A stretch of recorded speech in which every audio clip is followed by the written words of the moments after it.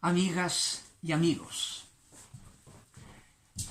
hoy es un día especial aquí en Chile porque es el plebiscito de salida de una nueva constitución que suscita muchas expectativas, para unos positivas y para otros negativas o temibles, temerosas, ¿ya? Eso me lleva a mí a conectarme en el tema en que estamos del judaísmo rabínico, y completarlo hoy con el tema de las expectativas mesiánicas, ¿no?, del pueblo judío y del rabinismo, ¿no? De eso querría hablar. En primer lugar, la expectativa mesiánica, el antecedente más lejano es la tradición judía de las promesas hechas por Dios a los patriarcas, Abraham, Isaac y Jacob, al otro lado del río Éufrates, ¿no?, en Mesopotamia, ¿ya?, que les prometió esa tierra que tendría Abraham por medio de su descendencia, porque quería ser su Dios y que ellos fueran su pueblo. Tierra, descendencia y alianza, la relación Dios-pueblo, ¿no? Eso tuvo su historia y culminó en lo que constituye el prototipo de la expectativa mesiánica, que fue el rey David, la instauración del reino, que aquella tierra ya se convierte en un gran reino, con los israelitas, ciudadanos de ese gran reino, la descendencia, y en lugar de la alianza, la evidencia de que Dios estaba en medio de ellos, el templo de Jerusalén, ¿ya?, construida ahí. Ahora, ¿qué ocurrió? Los abusos de poder de David, después Salomón y otros, marcó el exilio babilónico. Se produce la gran crisis a Babilonia de los judíos, antes los israelitas del norte con el cisma, ¿no?, pero esa gran crisis que marcará el inicio de una nueva expectativa en ese exilio, la expectativa de un hijo de David, un descendiente que tendrá que venir.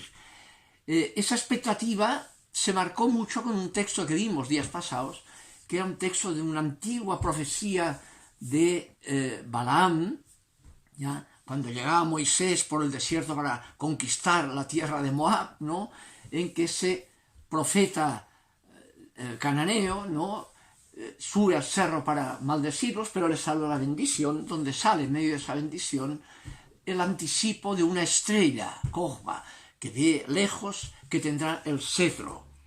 Y ahí marca ese texto que será el de la expectativa mesiánica principal, la estrella de David, ¿ya?, que vendrá. Ahora, ¿qué ocurrió? Que junto con eso, la expectativa mesiánica suscitaba en Israel la necesidad de signos preventivos, ¿no? ¿Con qué signos se puede prever que esa irrupción se va acercando, está cerca, ¿no? Y ahí surgió ya desde el siglo V, ¿no?, en una de las últimas profecías de la tradición profética, ya en el retorno del exilio, como es el profeta Malaquías, ¿no?, que aparece como el último de la tradición profética. En el capítulo último, el 3, dice: «He aquí que yo envío a mi mensajero a allanar el camino delante de mí, y enseguida vendrá a su templo el Señor a quien vosotros buscáis, y el ángel de la alianza que deseáis. Y aquí que viene, dice Yahvé Sebaot, ¿quién podrá soportar el día de su venida?». Y termina ese capítulo 3 y el final de la profecía diciendo lo siguiente, ¿no? «He aquí que yo os envío el profeta Elías antes que llegue el día de Yahvé grande y terrible. Él hará volver el corazón de los padres a los hijos y el corazón de los hijos a los padres», etc. Y así termina la profecía. Y remite a ese precursor Elías, el profeta Elías, que, yendo a la tradición que recoge el segundo libro de los Reyes, ese profeta Elías de repente es arrebatado por un carro que se lo lleva al cielo, ¿ya? Se lo lleva al cielo. Esa tradición del segundo libro de los Reyes, ¿no?, Elías, marcó el que se introduzca, como aparece aquí en Malaquías, ¿no?, como el precursor principal de esa expectativa mesiánica. Volverá Elías, que fue arrebatado al cielo, volverá. Y eso marca siempre De hecho, recuerdan, la tradición de Jesús se aplica esa perspectiva al Bautista, al precursor de Jesús, es como Elías, ¿no? En la tradición judía, durante toda la gran diáspora, esa figura de Elías y su retorno como precursor de los tiempos mesiánicos esperados, ¿ya? Está en la celebración de la Pascua judía, del Pesaj, en que todos los años, cuando celebraban los judíos la Pascua, dispersos por el mundo, ¿no?, terminaba las copas que acompañaban la cena pascual, eran 7 copas, la última, la séptima, era la copa de Elías. Y en esa copa de Elías había, que era celebración familiar, ¿no?, los niños que estaban ahí, cuando tomaban la copa, iban a la puerta del comedor, ¿no?, abrían la copa a ver si estaba Elías, y no estaba. Y entonces terminaba la última copa con esa expectativa que decía: el próximo año en Jerusalén, desde el exilio, desde la diáspora, ¿no? El próximo año en Jerusalén será la irrupción mesiánica que nos retornará lo que tuvimos con David y que perdimos por nuestra culpa en los exilios, ¿ya? Esa es la figura de Elías. Ahora, ¿qué ocurrió? La experiencia acumulada de esa tradición bíblica de Israel, de los exilios babilónicos, ¿no?, y después de las guerras macabeas, digamos, los griegos y después los romanos, con las 2 tremendas guerras del primer y segundo siglo, con todo el desastre que llevó a la gran diáspora, ¿ya?, marcó que esa expectativa mesiánica fue capaz de integrar el sufrimiento de ese Mesías esperado. Y se vincula, con textos notables, ese Mesías esperado vinculado a un Mesías sufriente. El texto principal es el famoso capítulo 53 del rollo de Isaías, el siervo sufriente, la palabra Evet, hebrea, que puede ser traducida por siervo o por hijo, el hijo sufriente, ¿no? El siervo o hijo sufriente, por medio del cual todo el tema del capítulo 53, que es muy notable porque al iniciarlo, en el capítulo 52 previo, como que la expectativa mesiánica era triunfante, la erupción mesiánica, al introducir esta vertiente de que será por una mediación con sufrimiento, con dificultad sufriente, ¿no?, era extraño, no era con poder, sino con dificultad. Y por eso el capítulo 52, antes de introducir el capítulo del siervo sufriente, dirá: así como se asombraron de él muchos, pues tan desfigurado estaba su rostro que no parecía hombre, ni su apariencia era humana, otro tanto se admirarán muchas naciones, ante él cerrarán los reyes la boca, pues lo que nunca se les contó verán, y lo que nunca oyeron reconocerán. ¿Y qué es lo que nunca se habrían imaginado? Que esa mediación será sufriente, ¿ya? Despreciable, deshecho de los hombres, varón de dolores, conocedor de las dolencias, como uno ante quien se oculta el rostro, un leproso, despreciable, y no lo tuvimos en cuenta, etc. Y sin embargo, terminará eso, dirá: por eso, si se da a sí mismo en expiación, verá descendencia y alargará sus días, y remite a la descendencia o el descendiente prometido, el hijo de David, a ese siervo sufriente, por esa mediación, ¿ya? El que ha sido capaz de asumir la dificultad y no simplemente usar el poder, ¿ya? Todo esto marcará que en el documento que ya vimos un poco de los textos de Qumran descubiertos, aparece ahí la figura de un personaje, el maestro de justicia, que se ha vinculado también a un personaje del cual habla el mismo Flavio Josefo en las antigüedades judías, que es el personaje llamado Menahem. Dice el texto de Flavio Josefo, ¿no?, que está en la época de Herodes el Grande y que tenía acceso. Herodes le pedía consejo y lo admiraba, ¿ya?, porque él le había anticipado que sería rey antes de serlo, ¿no? Que sería nombrado rey por Roma. Entonces dice un texto de Flavio Josefo sobre este personaje, dice, es digno de explicar qué razones tenía Herodes para estimar a los esenios y tener una opinión más elevada de ellos que la que sería apropiada a su naturaleza humana.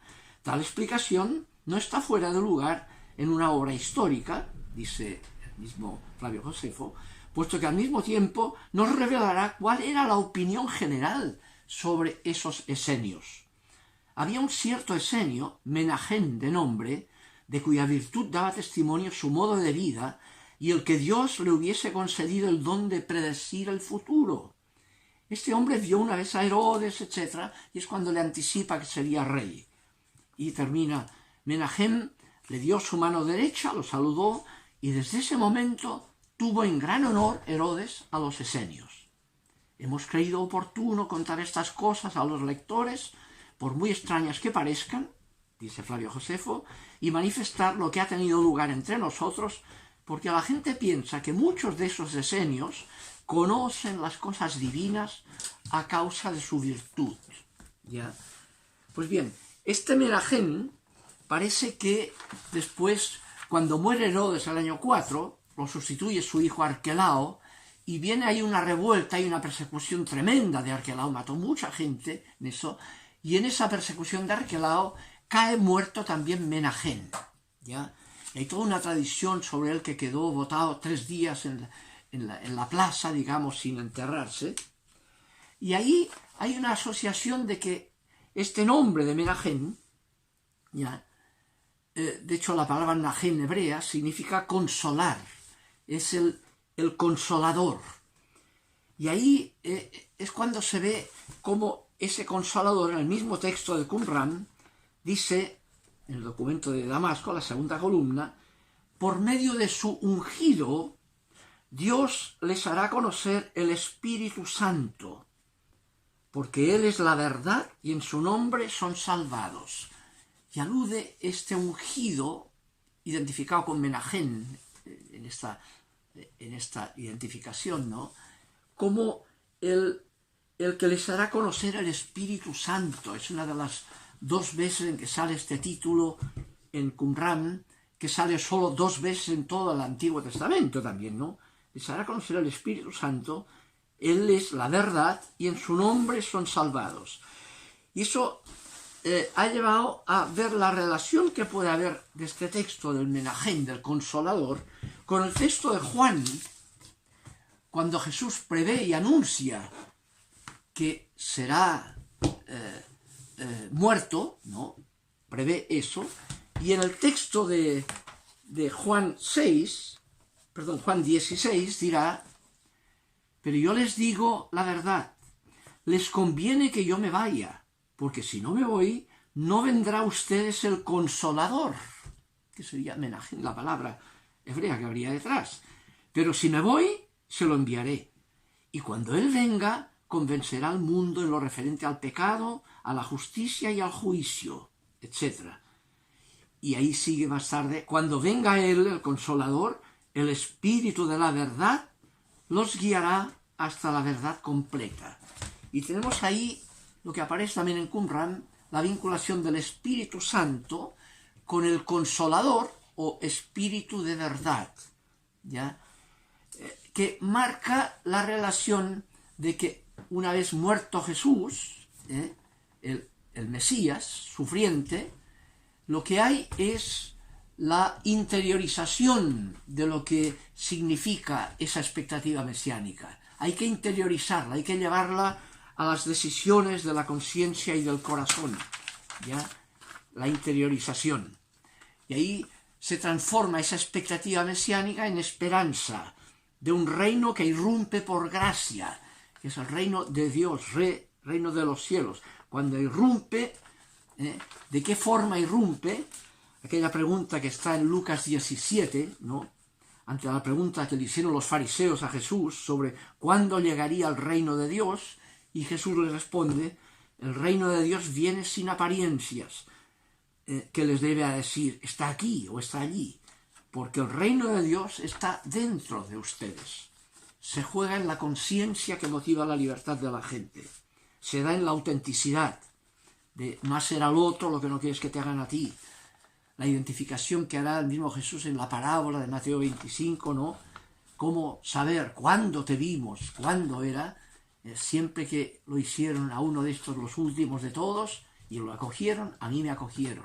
Y cuando no lo hicieron a uno de estos últimos, a mí no me acogieron. Ya se juega no en apariencias, sino en realidad. Esa es la expectativa mesiánica, no es de expectativa de cosas raras o de luchas de poder, etcétera, sino que son la capacidad de decidir en alteridad, y eso ojalá podamos también en nuestra coyuntura actual aquí en Chile tener una expectativa que cambie las decisiones del corazón en la línea de la alteridad, ¿ya? Y del compartir, no del competir, sino del compartir. Ojalá nos sirva. Que estén bien, nos veremos.